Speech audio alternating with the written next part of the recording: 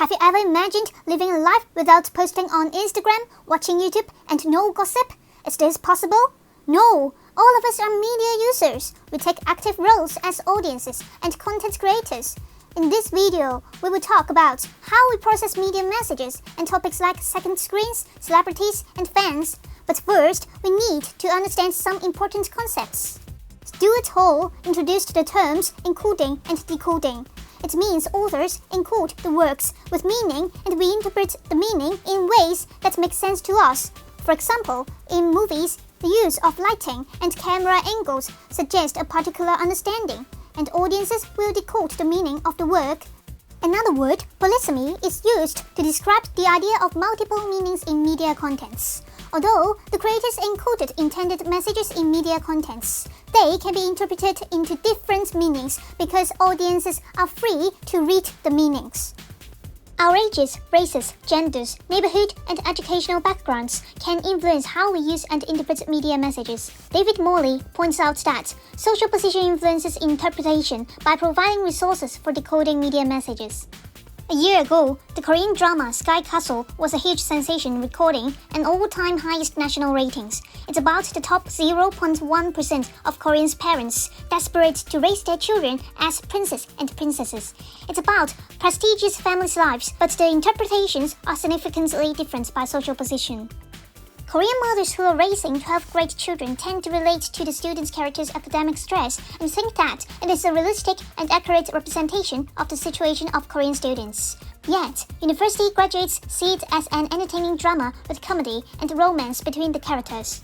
Our social positions provide the frames through how we view the world, making some things visible and others more difficult to see, so the meanings we assign to media products are ultimately affected by social position.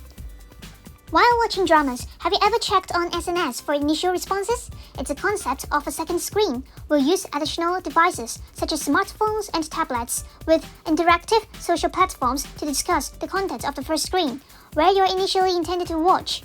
This can increase our engagement in media activity as we can easily find someone who shares similar thoughts. Just like while we are watching the Trump-Biden debate, we will visit Twitter to express opinions by using hashtags, comment, or retweeting elections news. It's a collective interpretive activity for recounting what happened, why, and what will happen next. While you were tweeting, have you ever clicked into other viral hashtags like #BLM? There continued protests over police brutality and an African American's death. The hashtag became the surge of the activist movement. It was used nearly 50 million times within 2 weeks. It's somehow related to the racial agency that users wanted to generate positive changes in the racial community. We can see how second screens and hashtag activism can be the fuel for social-political campaigns. About social-political campaigns, celebrity advocacy plays an important role, but it ain't easy to motivate media consumers.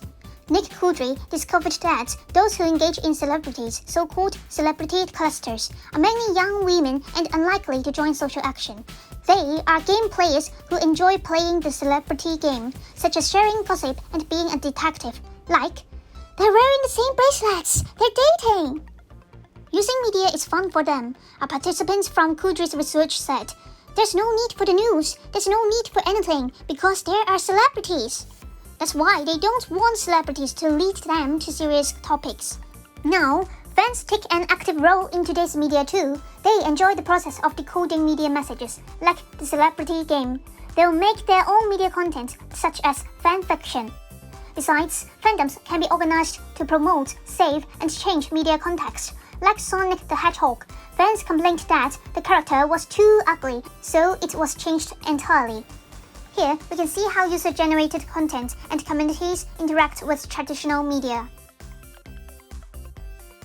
Are you tired after hearing all the overwhelming information?